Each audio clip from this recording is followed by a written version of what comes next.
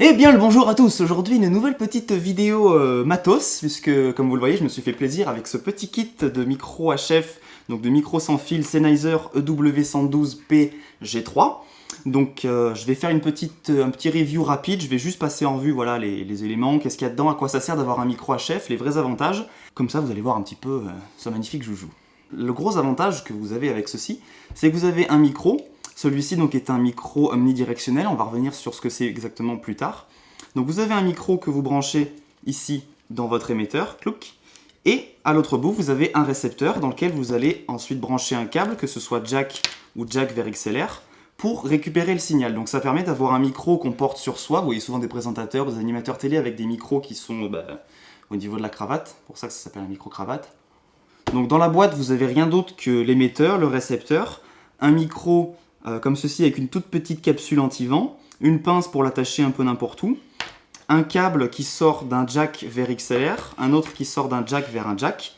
Ça se branche tout simplement dans le récepteur, plouf, et ça vous le mettez dans votre caméra. Il n'y a vraiment rien de plus simple. Pour ce qui est des supports, au niveau de l'émetteur, vous avez juste un petit clip comme ça pour le mettre sur la ceinture.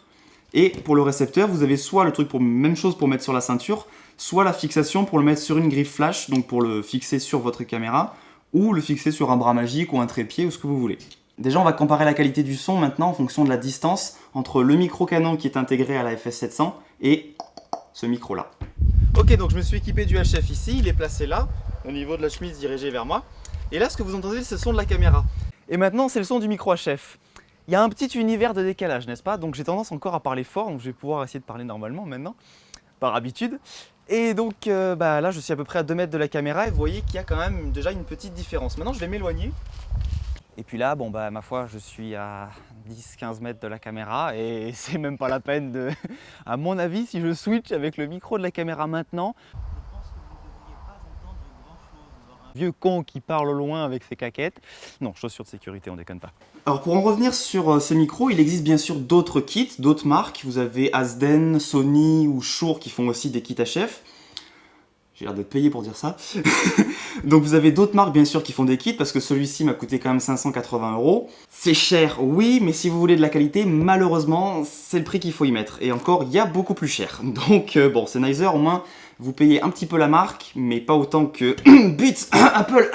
Bon, plus sérieusement, c'est vrai que ça reste utile dans le cas où on doit beaucoup bouger, où on est à une certaine distance de la caméra, où on est en extérieur. Si vous êtes en intérieur, là j'utilise le micro qui est intégré à ma caméra, donc ça reste pour un usage vraiment pro, pour un usage vraiment particulier, il faut vraiment en avoir besoin. Alors pour en revenir, comme je le disais, à ce petit micro, c'est un micro qui est donc omnidirectionnel, ça veut dire qu'il va prendre le son de la même façon tout autour de lui. Donc là vous avez un petit schéma qui représente bien ça. Que le micro soit dirigé vers votre bouche, qu'il soit sur le côté, en dessous, n'importe comment, il va prendre le son de la même façon. Petit test. Donc là le micro est en dessous de moi, dirigé vers ma bouche, maintenant il est dirigé vers la gauche et maintenant il est dirigé vers la droite. Je peux le diriger vers l'avant, je peux le mettre vers le bas on va peut-être entendre une petite différence quand même.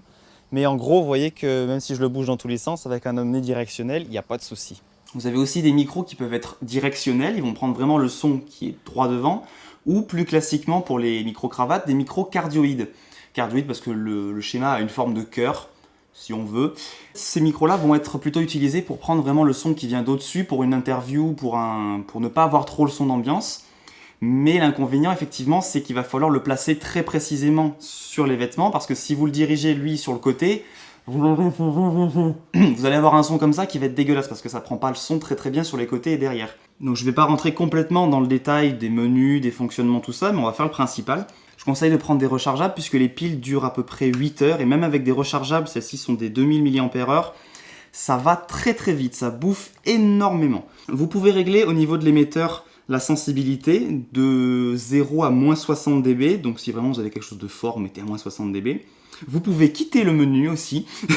Donc les réglages de fréquence, vous pouvez régler soit la fréquence manuellement, soit, mais après ça ce sera plutôt au niveau du récepteur, faire un scan de toutes les fréquences qui sont disponibles et ensuite en choisir une parmi celles-là, ce qui est très pratique.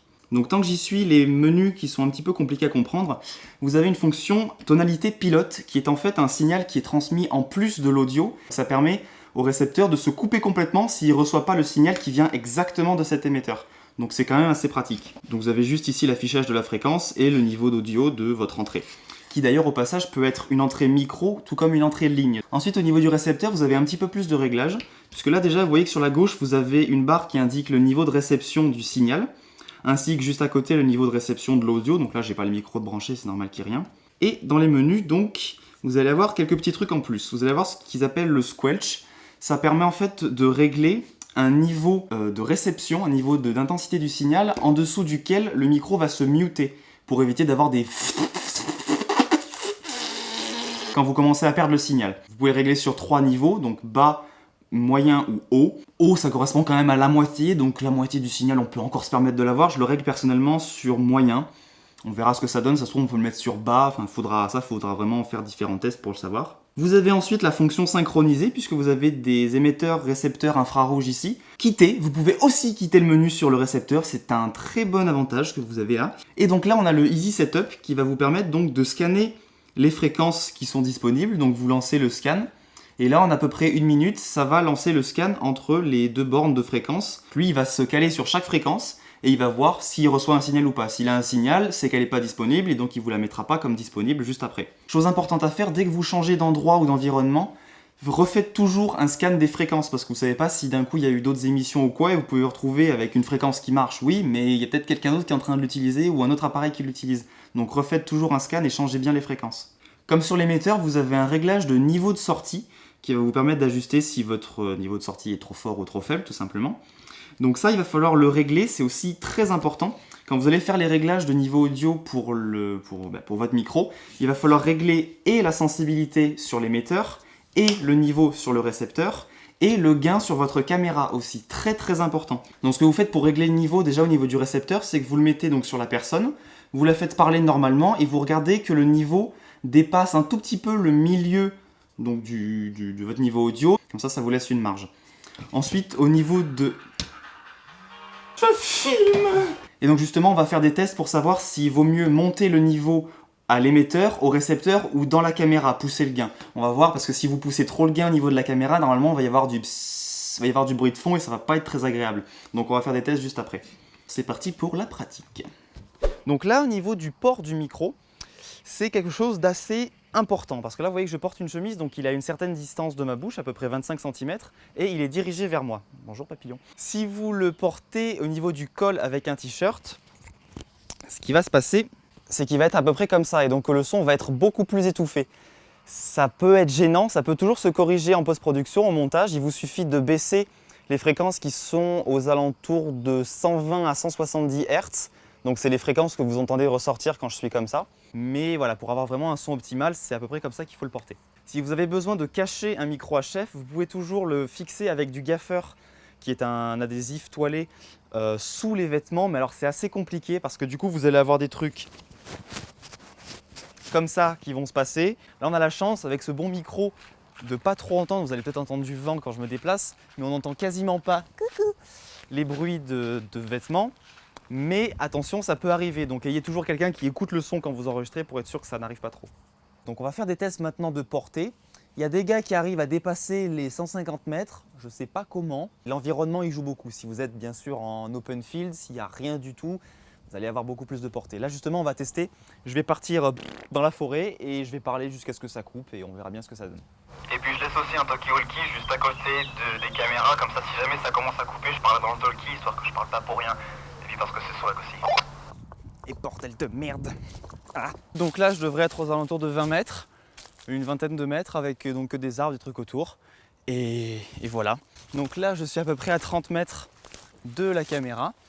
Et c'est loin quand même. Hein. Coucou, je suis sacrément loin.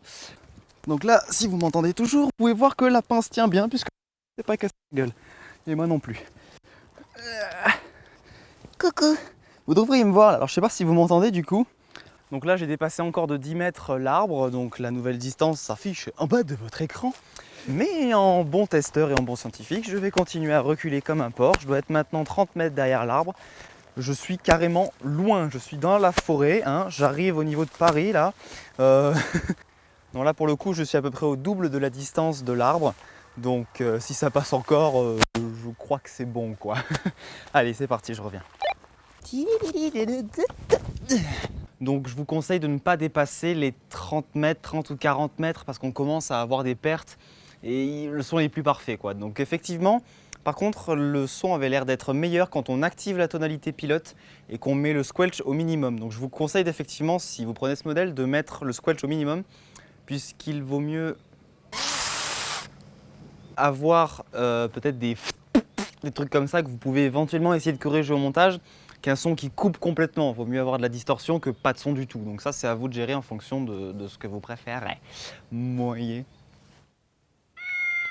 Bien, je me trouve maintenant dans une pièce très calme dans laquelle on va pouvoir tester le bruit de fond en fonction de la sensibilité qu'on règle sur l'émetteur, du gain sur le récepteur et du niveau d'entrée dans la caméra. Et on va écouter le bruit de fond qu'il y a à chaque fois. C'est parti.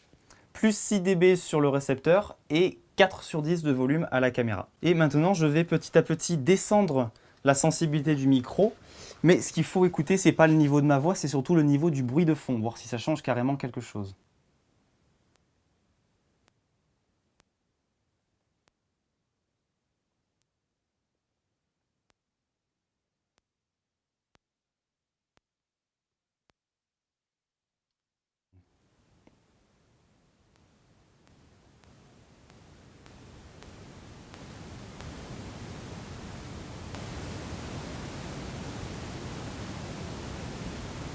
Donc vous l'aurez compris, de toute façon, il y a un bruit avec la sensibilité du micro, donc il vaut mieux la régler de façon à ce qu'on entende bien la voix. Donc je vous l'ai dit que ça dépasse à peu près la moitié. Maintenant, ce que je vais faire pour tester le bruit que donne le récepteur et la caméra, c'est que je vais débrancher complètement le micro, au moins on enlèvera le bruit naturel qui vient du micro. Et on va voir si le fait de monter le gain sur le récepteur et sur la caméra rajoute du bruit de fond. Au moins, on n'amplifiera pas le bruit qui est déjà présent. On va vraiment voir si ça rajoute quelque chose. Adieu, chers amis, c'est triste, mais malheureusement, il va falloir...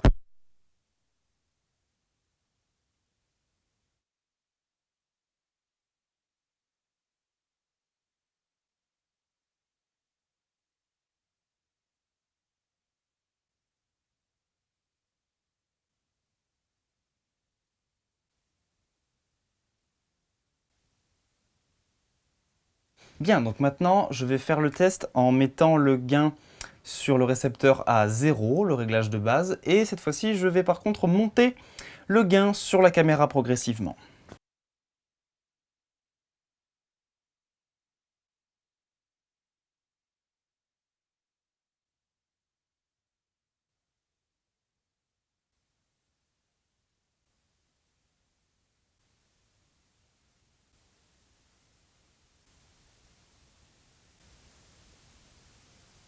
Bien, donc vous l'aurez compris, effectivement, quand on commence à pousser le gain sur le récepteur, ça va. Franchement, le niveau de fond est vraiment pas très fort. Je pense que même en poussant à 12 dB, mais par contre, dès que vous commencez à pousser vraiment le gain sur la caméra, ça devient très très sale. Donc ce que je ferai, c'est que je baisserai le volume au niveau de la caméra et j'essaierai de mettre une sensibilité quand même assez basse. Pour que je puisse éventuellement gueuler si j'en ai envie d'un coup sans que ça sature trop. Voilà, c'était tout pour ce petit test de bruit de fond.